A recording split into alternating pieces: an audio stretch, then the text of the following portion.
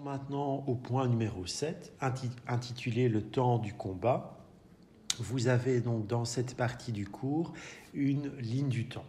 Rassurez-vous, je ne vous demande pas de retenir par cœur l'évolution de cette ligne du temps, mais je vous demande d'en saisir les thématiques principales. Ces thématiques principales, ces informations principales, quelles sont-elles ?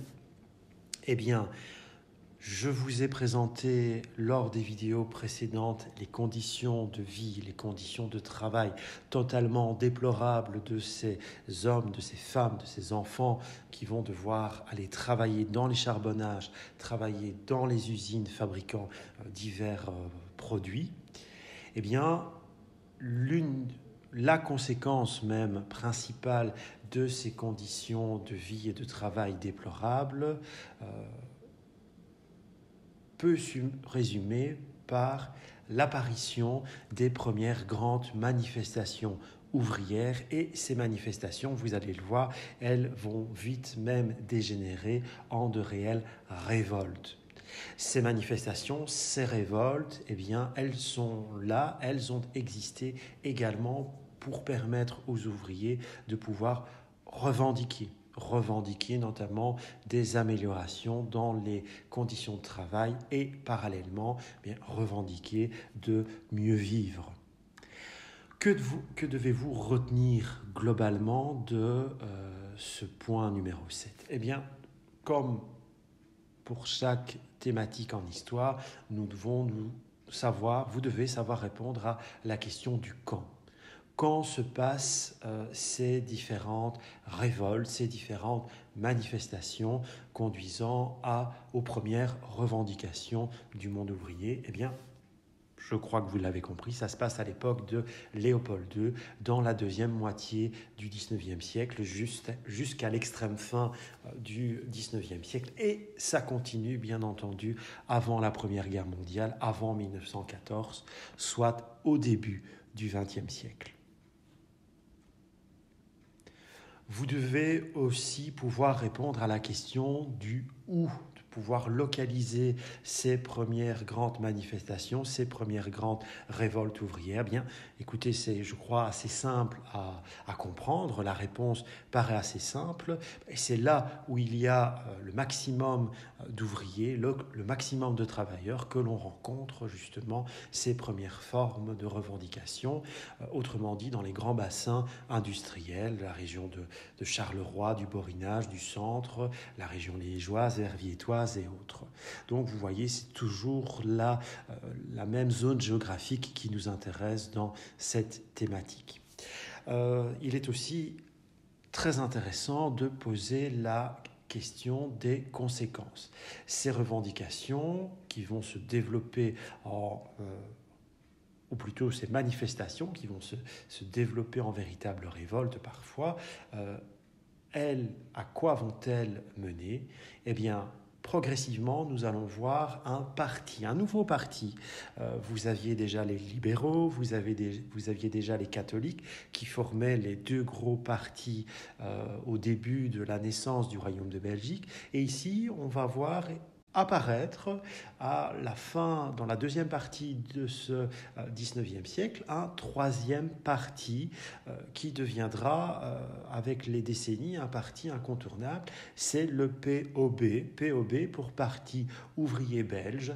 Et si vous voulez définir ce qu'est un peu le Parti ouvrier belge, eh bien, très simplement, le Parti ouvrier belge est en quelque sorte l'ancêtre du Parti socialiste actuel.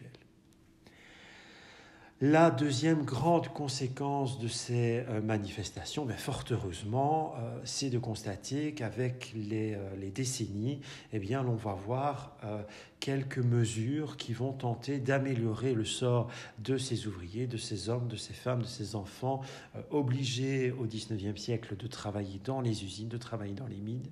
Donc, des améliorations vont être faites au niveau du droit de vote. Des améliorations vont aussi avoir lieu au niveau des conditions de travail, au niveau des conditions de vie. Reprenons notre ligne du temps pour essayer d'introduire, de présenter les différents documents iconographiques qui vont suivre. Tout d'abord, je vais essayer d'illustrer la première grande manifestation, la première même grande révolte des ouvriers en Belgique. Elle a eu lieu en 1868 dans la région de Charleroi, plus précisément à Montigny-sur-Sambre. Et donc vous voyez dans cette image pris dans ce dessin réalisé sur le vif juste après les heurts violents qui se sont produits entre manifestants et forces de l'ordre, eh bien vous voyez toute la tragédie de la représentation. Nous avons à droite les ouvriers qui se révoltent et qui n'hésitent pas à charger contre l'autorité, contre les gendarmes, et vous voyez qu'ils le font à l'aide de pierres, en lançant des pierres ou des outils, des pioches face contre les forces de l'ordre, et vous voyez le combat entre guillemets est disproportionné. Vous voyez ces mêmes forces de l'ordre qui n'hésitent pas à tirer à l'arme face à ces manifestants, et nous voyons bien la tragédie de la scène qui représente des corps sans vie au niveau du registre inférieur de cette composition. Donc une image qui montre toute la tragédie de la scène. Et je vous renvoie donc à ce qui avait été précédemment présenté. Souvenez-vous de l'analyse de cette caricature montrant la pyramide sociale caricaturée à l'époque de Léopold II. J'espère que vous vous souvenez de cette mention, le militarisme, je tire sur vous. Donc je pense maintenant que vous pouvez comprendre pourquoi cette phrase existe, je tire sur vous. Eh bien oui, durant ces révoltes ouvrières, les forces de l'ordre ne vont pas hésiter à utiliser des armes contre les ouvriers qui manifestent, les ouvriers qui se révoltent. Passons à la présentation d'autres documents de ce type. Ici, nous sommes quasiment 20 ans plus tard, en 1886. Eh bien, à nouveau, le mois de mars 1886, dans les provinces de Liège et provinces de Hainaut, appelle à la mobilisation des ouvriers pour de grandes grèves. Et nous voyons ici une peinture représentant, si vous voulez, l'origine d'une grève qui risque de virer en une révolte. On voit à l'arrière-plan les usines. Vous avez une assez belle représentation de ces usines et assez bonne représentation de ces usines. Et nous voyons les ouvriers qui viennent protester, qui viennent revendiquer face au patron qui se présente ici à gauche de l'œuvre. Nous voyons à l'avant-plan cette femme qui semble essayer de maîtriser peut-être la colère de cet homme, de cet ouvrier, et malheureusement eh bien, on voit déjà dans le détail de cette peinture un autre ouvrier en train de ramasser une pierre, donc ça n'inaugure absolument rien de bon. Et dans le document suivant, eh bien, nous avons, si vous voulez, un instantané qui est pris quelques heures après le début de ces grèves. Eh bien, une nouvelle fois, c'est malheureusement exactement la même thématique qui se joue. Les forces de l'ordre interviennent et elles n'hésitent pas à tirer directement sur les manifestants. Les manifestants qui tentent de se battre, de riposter, de se protéger, ou certains qui fuient aussi devant ces tirs. Et ces images, vous en avez quelques-unes dans le syllabus, eh bien, elles reviennent toujours sur les mêmes thématiques. Ce sont des peintures, ça peut être également des dessins de presse.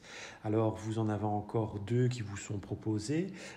Cette fois, ce sont deux documents iconographiques qui évoquent les événements de 1893. Donc, à nouveau, des grèves qui, cette fois, vont être déclenchées par le Parti ouvrier belge. Nous avons ici une peinture qui est très impressionnante, qui est également excessivement tragique dans le rendu que l'artiste a voulu insuffler à sa création, à son œuvre. Et donc nous voyons ce flot discontinu, ce flot continu d'ouvriers qui manifestent, et on voit la mine excessivement tirée, excessivement amaigrie, fatiguée, des visages qui ont été représentés par cet artiste.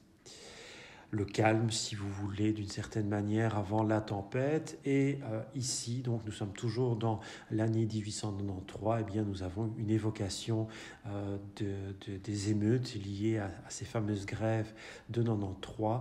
Et une nouvelle fois, vous voyez, l'image est toujours plus ou moins constituée de la même manière. Nous avons les forces de l'ordre qui chargent, qui tirent. Elles sont représentées à droite au niveau de l'arrière-plan. Et ces forces de l'ordre, elles vont tirer sur les manifestants, sur les manifestants ouvriers que on peut voir ici sur ce dessin de presse. Donc je reviens, c'est très important. Je reviens une nouvelle fois sur cette caricature, reprenant donc cette phrase « Je tire sur vous ». J'espère que vous avez compris le sens, vous avez bien compris le sens de cette phrase. Je me permets ici de revenir sur un détail de ce point numéro 7. Donc je vous avais parlé du fait que ces différentes révoltes ouvrières vont entraîner d'une part la création du Parti ouvrier belge qui va véritablement se structurer et, comme vous le savez maintenant, va appeler à de nouvelles grèves, notamment les fameuses grèves de 1893. Et d'autre part, grâce à ces manifestations, eh bien, le pouvoir va quand même vouloir réagir et entendre ces manifestants, ces ouvriers, et donc de nouvelles mesures permettant d'améliorer la vie et le travail des citoyens belges vont progressivement se mettre en place. Il y a aussi une question très intéressante, très importante, qui est évoquée lors des grèves de 1893. Et cette question est associée à des revendications du Parti ouvrier belge. Ces questions sont liées au droit de vote. Ce que vous devez savoir, c'est un petit peu résumé ici à l'écran, c'est qu'au début de l'instauration du Royaume de Belgique, c'est le suffrage censitaire qui est proposé. Autrement dit, eh bien, tous les citoyens de Belgique ne peuvent pas voter dès 1831. Grosso modo, on s'accorde à dire que ce n'est qu'1% de la population qui peut voter entre 1831 et 1893. Ce 1% de la population est constitué bien d'hommes, des hommes aisés, assez aisés pour payer des impôts, et le vote s'adresse uniquement à ces individus. Après les grèves de 1893, le pouvoir, le gouvernement accepte de changer le mode de scrutin, le mode de suffrage. On passe donc d'un suffrage censitaire à un suffrage universel, mais avec des restrictions. C'est précisément suffrage universel, masculin tempéré par le vote plural. Alors, bien entendu, je ne vous demande pas de retenir toutes ces appellations. Ici, je vous donne juste des informations pour que vous puissiez comprendre les tenants et les aboutissants de ces différents événements. Mais pour résumer la situation, à partir de 1893, le droit de vote tend à s'améliorer.